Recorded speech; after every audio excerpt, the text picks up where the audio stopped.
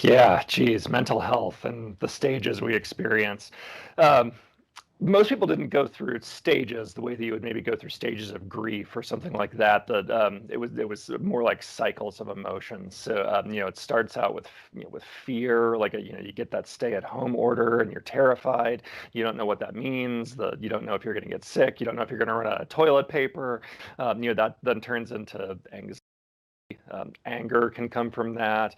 The depression can start to set in, and then as it goes on and on and on, you can start to feel despair and hopelessness.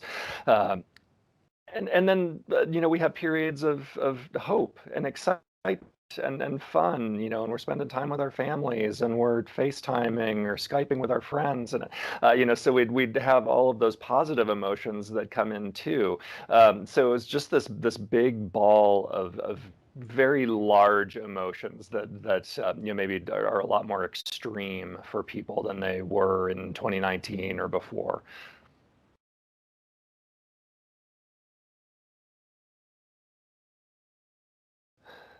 Isolation is tough, and that was the driver for a lot of negative emotions for most people. We're social creatures. We were evolved that way. We need social interaction. We need our friends and our family. As much as they might drive us crazy sometimes, we really do need them.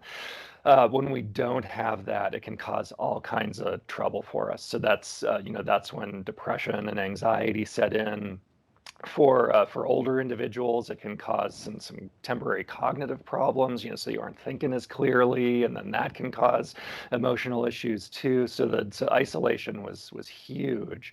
It can cause people to want to abuse substances. Remember when we had prohibition for like an hour or two back in March, and everybody freaked out. So that a lot more alcohol abuse.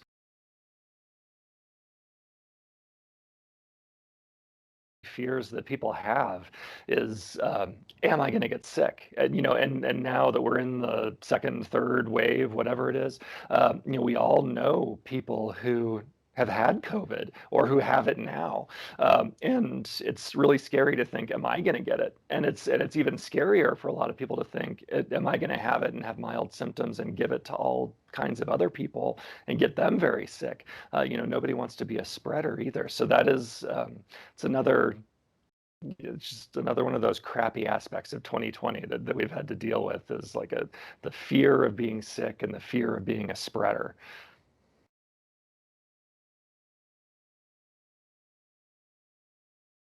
Yeah, the people who did isolation well were the ones who got online with their friends, or who get outside every day.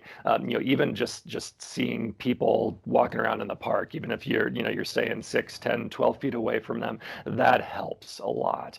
Saying hi as you're walking by is really helpful. The people who mask up and hang out in their the front porches or in their alleys with neighbors or family members, and do it physically distant.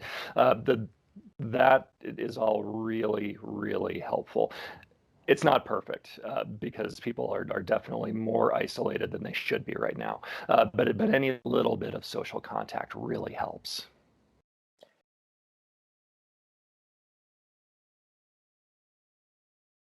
Um, yeah, so you've got isolation and the being lonely and being miserable because you're alone, and then you have being trapped in your house with the same people day out. That can be too. As much as you love your family members, you can really get on their nerves, and they can get on your nerves. So the 2020 found us, realizing how much we love our spouses and our kids and our pets and all of that, but also how much we value our alone time, and we aren't getting a lot of alone time. A lot of us aren't.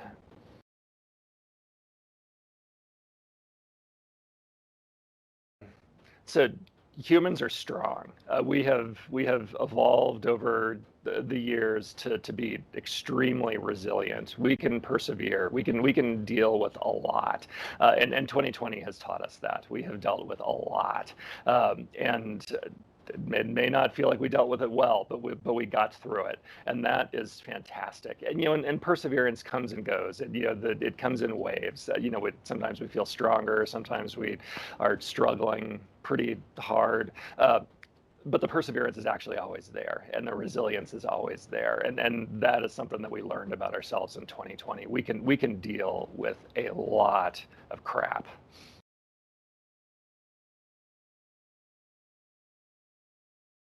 Cable news is the devil. It is awful. There's only so much news in any given day that can be broadcast, new stuff, like stuff that's important.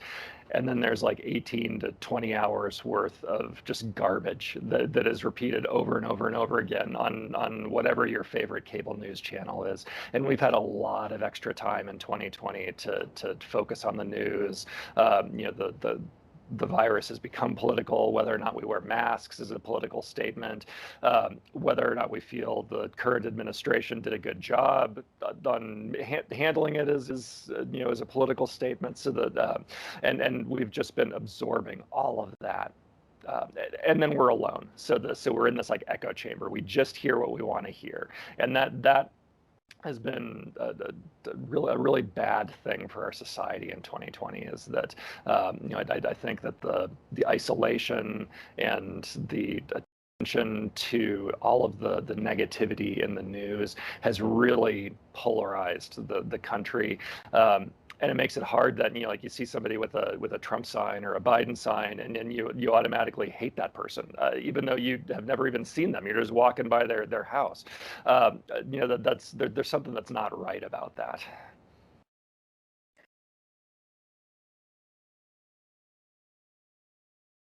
The best thing to do is to listen to other people's viewpoints. So first of all, turn off cable news. It doesn't matter which station you're watching, it's going to be bad for your mental health. Watch the local news. Get your news from a couple of solid news sources that, one may lean left, one may lean right. That's perfect. Then you're getting different voices, and you're hearing reasonable people who may differ from you. If you start taking in that information, then you can start to empathize with people who think differently from you, and that is the start of pulling ourselves back together as a country. That's what I hope that we do in 2021. I get Twitter, Facebook, get off those. They're awful, and focus on some real news.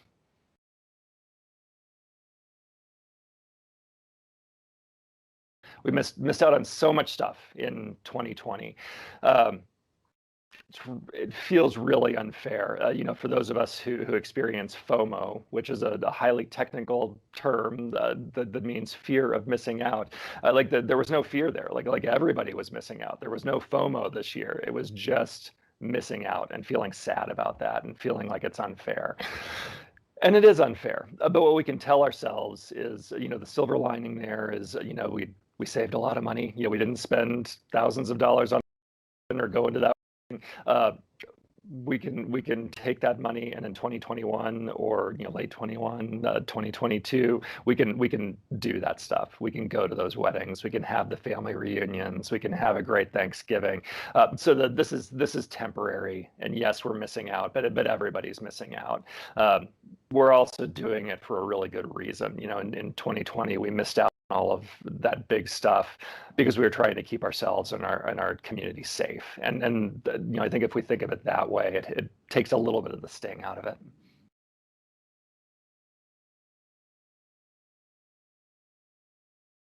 The one major silver lining to 2020 that I can think of is that all of our pets hit the lottery. Our dog was so happy. She thought that 2020 was the best year ever because we were all home all the time. And I think she thought we decided, what, we have not been spending enough time with Artemis. We need to pay more attention to her. So that was definitely a silver lining for our family. We got to spend more time with our dog. Our dog loved it, and I have a feeling pets around the country are going to be very depressed in 2021. So we have to take that into account. As our lives improve, their lives may get a little bit worse.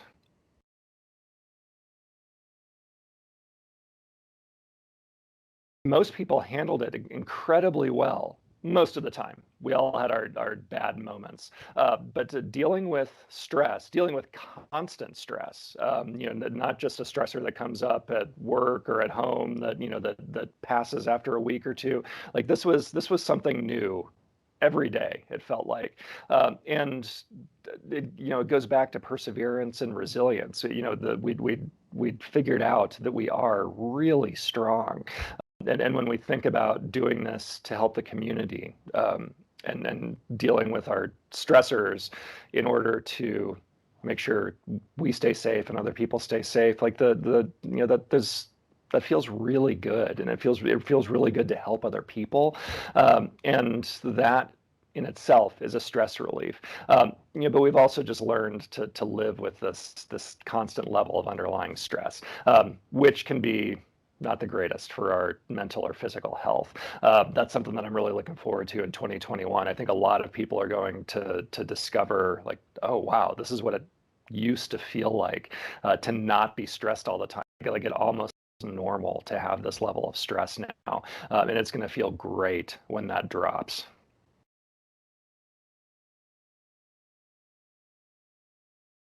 All of the basics are really important. You got to get enough sleep. You got to eat well. You have to get exercise. That's going to be tough as the weather starts getting a little bit colder. You got to lay off the alcohol. If you take care of yourself physically, you're going to feel a whole lot better mentally and emotionally, and you're gonna have that resilient reserve to deal with the times when the stress starts to feel overwhelming. Another big one is to reach out to people who you think may be struggling a little bit more. When we help other people, it helps them. It also helps us to feel a whole lot better. So if people are reaching out to you, that's great. It's going to make you feel better. If you're reaching out to them, it's going to make you feel better too, and it's also going to help that other person.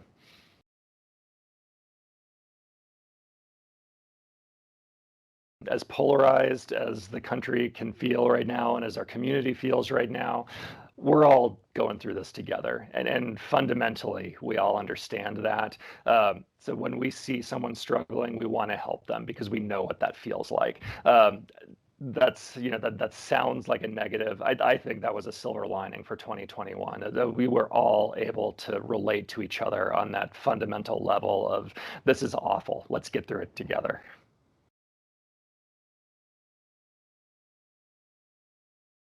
The one thing that mental health practitioners were very reluctant to do prior to 2020 that we have discovered works really well, is teletherapy.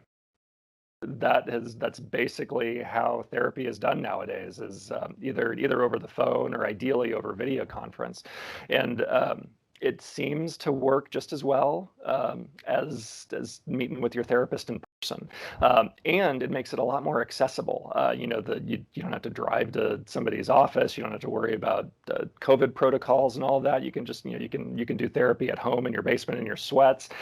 So if you feel like you need help, there are a lot of therapists out there, most therapists who are offering teletherapy services, and it's fast and easy to get set up, and it works really well.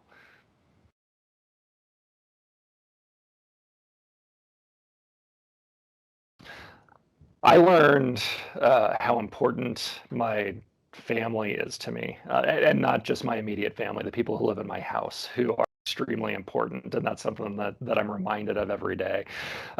My extended family, my parents, my sister, when you're faced with the idea of not being able to see the people who you love, that is really, really hard, and it feels really isolating, even though there are other people in my household. Um, I've also learned how important my neighbors are, and how happy I am that I am really good friends with a lot of my neighbors, because it's been hard to get together with friends. And we've been able to hang out in the alley or on our front steps and be safe with it. And that social interaction has been amazing. We sit around and talk. We don't necessarily even do anything fun, but it's so helpful, and that has that's gotten me through a lot of dark times. So it's the people, the relationships. I was reminded of just how important those are to me.